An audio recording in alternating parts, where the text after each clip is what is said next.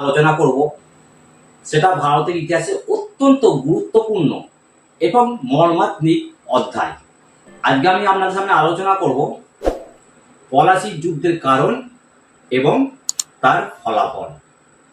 তবে তার আগে কিছু কথা বলে নেওয়া আবশ্যক, যেটা আপনাদের বোঝার ক্ষেত্রে সহায়ক হবে।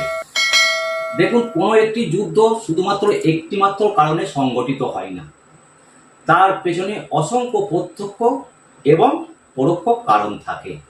পলাশির যুদ্ধের ক্ষেত্রেও তার ব্যতিক্রম ঘটেনি।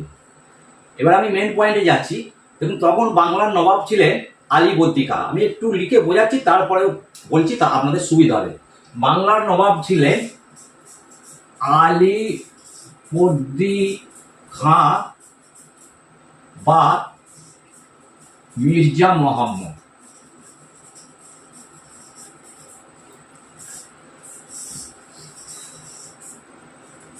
আলীবর্দী খাঁ বা মির্জা মোহাম্মদ, এনার 3 কন্যা ছিলেন।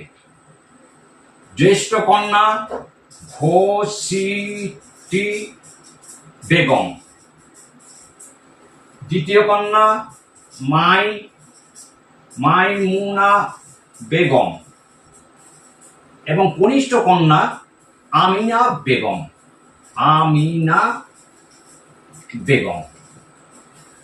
তাহলে তখন বাংলার নবাব ছিলেন আলীবর্দী খাঁ বা মির্জা মোহাম্মদ।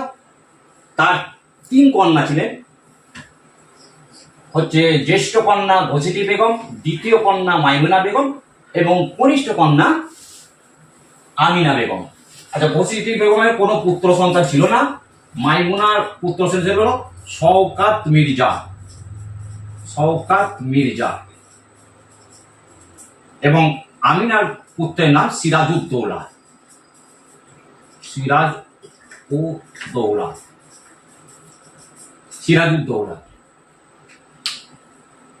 আলীবর্দী খাঁ গোড়া থেকে সিরাজউদ্দৌলাকে পছন্দ করতেন এবং আলীবর্দী খাঁর মৃত্যুর পর নবাব হন সিরাজউদ্দৌলা, মাত্র 23 বছর বয়সে। কিন্তু এই সিরাজউদ্দৌলার নবাব হওয়াটা ঘসিটি বেগম মোটেই মেনে নিতে পারেননি। ঘসিটি বেগমের ইচ্ছা ছিল মাইমুনা বেগমের পুত্র শওকাত মির্জা নবাব হবে। এবার আমি আপনাদের বলছি পলাশি যুদ্ধের কারণগুলি।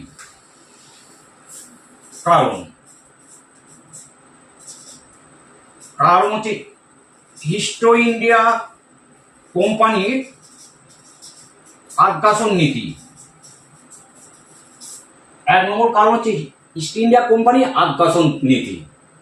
ইস্ট ইন্ডিয়া কোম্পানি এসেছিল এদেশে ব্যবসা করতে, কিন্তু ধীরে ধীরে তারা তাদের আধিপত্য বিস্তার করতে আরম্ভ করলো। তারা কি করলো? কলকাতায় ফোর্ট উইলিয়াম একটি দুর্গ নির্মাণ করলো, যেটা নবাবের বিনা অনুমতিতে। নবাব যখন খবর পেলেন, তখন 3000 সৈন্য নিয়ে ইংরেজদের পরাজিত করলেন এবং ফোর্ট উইলিয়াম দখল করলেন এবং সেখানে অনেক ইংরেজ সৈন্য নিহত হলো এবং 146 জন মতো বন্দী হয়েছিলেন। সেই বন্দীতে তিনি একটি ঘরে রেখেছিলেন। পরের দিনে সেই সৈন্যদের মধ্যে 123 জন মারা গিয়েছিল। ইতিহাসে অনেকে এটাকে অন্ধকূপ বলে অভিহিত করেছেন, তবে এর মধ্যে বিতর্ক আছে। 2 নম্বর কারণ হচ্ছে শুল্ক প্রদান। শুল্ক প্রদানে অস্বীকার।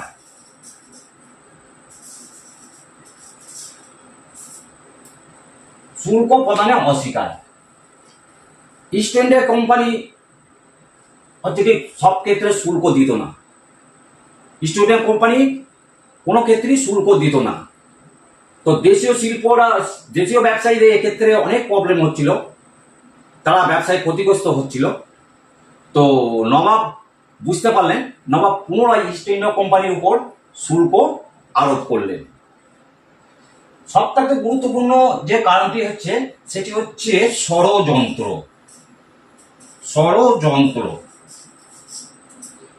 দেখুন, তখন ইস্ট ইন্ডিয়া কোম্পানির নেতৃত্বে ছিলেন লর্ড ক্লাইভ ছিলেন একজন দক্ষ এবং বিচক্ষণ কূটনীতিবিদ। তিনি জানতেন সরাসরি সিরাজউদ্দৌলার সঙ্গে যুদ্ধে তিনি পারবেন না, তাই তিনি অন্য পন্থা অবলম্বন করেছিলেন। তিনি করেছিলেন কি, মির্জাপুরকে তিনি হাত করেছিলেন এবং তার সঙ্গে একটি চুক্তি করেছিলেন। সেই মতো রবার্ট ক্লাইভের বাড়িতে একটি সভা অনুষ্ঠিত হয়। তাতে উপস্থিত ছিলেন বসিটি বেগম, মীর জাফর, রায়দুল্লভ, উর্মিচাঁদ, জগৎ শেখ প্রমুখ। এদের সঙ্গে রবার্ট ক্লাইভের একটি চুক্তি হয়। চুক্তিটি কি হয়? চুক্তিটি হয় যে কোনো প্রকারে নবাবকে পরাজিত করতে হবে এবং তার বিনিময়ে মীর জাফরকে বাংলার নবাব করবেন। এই চুক্তিটি হয় লর্ড ক্লাইভের সঙ্গে বছিরি বেগম, মীর জাফর, রায়দুল্লভ প্রমুখদের। এই চুক্তিকে বিশ্বাসযোগ্য করার জন্য মীর জাফর এক হাতে কোরআন এবং অন্য হাতে নিজ সন্তান মিরনের মাথায় হাত রেখে অঙ্গীকার করেন যে লর্ড ক্লাইভকে যে নিজ প্রাণ থাকতে সব সময় লর্ড ক্লাইভকে সাহায্য করে যাবেন এবং নবাবকে ক্ষমতাচ্যুত করবেন। এই হচ্ছে মোটামুটি অনেকগুলি কারণ আছে, তার মধ্যে মেন কারণগুলি আপনাদের বললাম। এবার হচ্ছে যুদ্ধক্ষেত্র। যুদ্ধটি হয়েছিল আপনার 1757 সালে পলাশির প্রান্তরে। পলাশিটা কোথায়? পশ্চিমবঙ্গের নদিয়া জেলায় ভাগীরথীর তীরে আমবাগানে অবস্থিত এই পলাশি প্রান্তর। এখানে যুদ্ধ সংগঠিত হয়েছিল পলাশি 1757 সালে।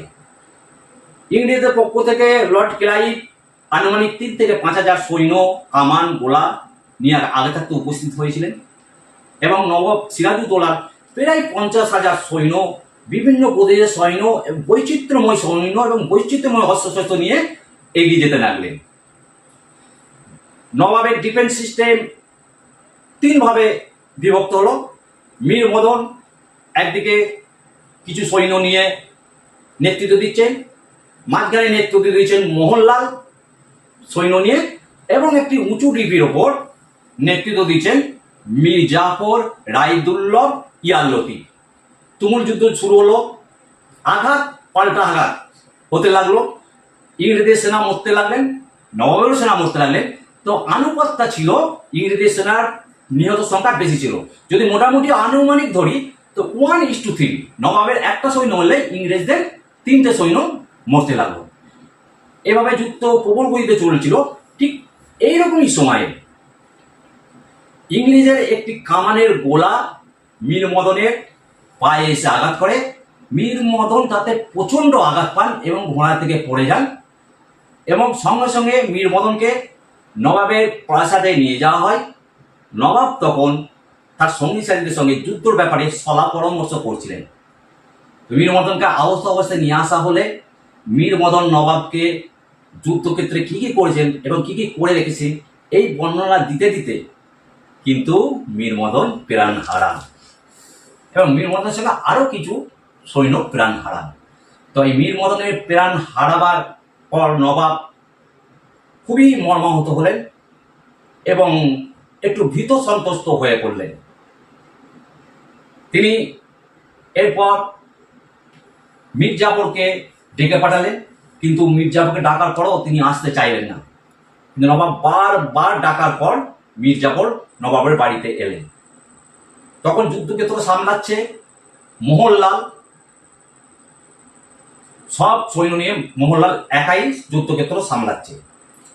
তো মীর জাফরকে নবাব বললেন, খুবই অনুনয় বিনয় করলেন যে যুদ্ধ আমার প্রেস্টিজের ব্যাপার, আমার মান সম্মানের ব্যাপার।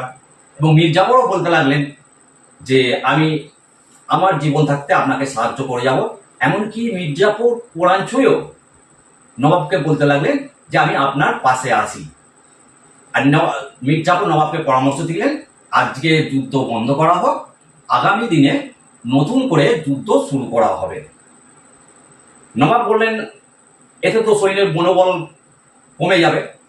মীর জাফর তা অস্বীকার করলেন, বলেন না, নতুন উদ্যমে আগামী দিনে শুরু করব। কিন্তু তখন যুদ্ধক্ষেত্রে মোহনলাল প্রচন্ড গতিতে ইংরেজরা আক্রমণ করে চলেছে।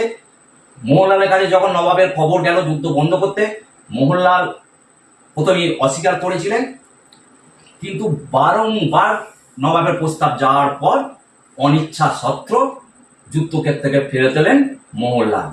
এই যুদ্ধক্ষেত্র থেকে মোহনলালের ফেরত আসার পর নবাবের সৈন্যদলের মধ্যে মনোবল ভেঙে গেল এবং নবাবের সৈন্য একরকম দ্বিধাগ্রস্ত হয়ে পড়লেন।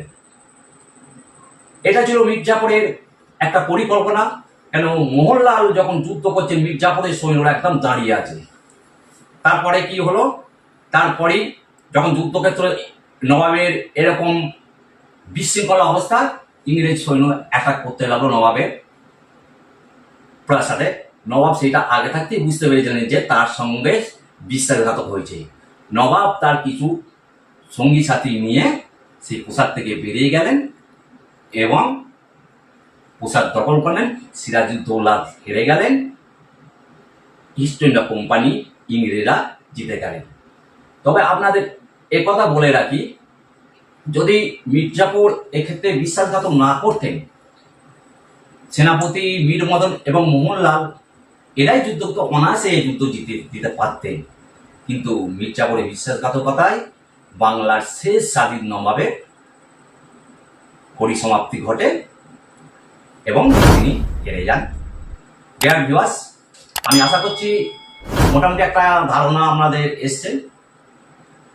তবে আমি প্রতিবারের মতো আবারও বলবো, আমার চ্যানেলটিকে আপনাদের সাবস্ক্রাইব করতে এবং কমেন্ট করতে ভুলবেন না। ধন্যবাদ।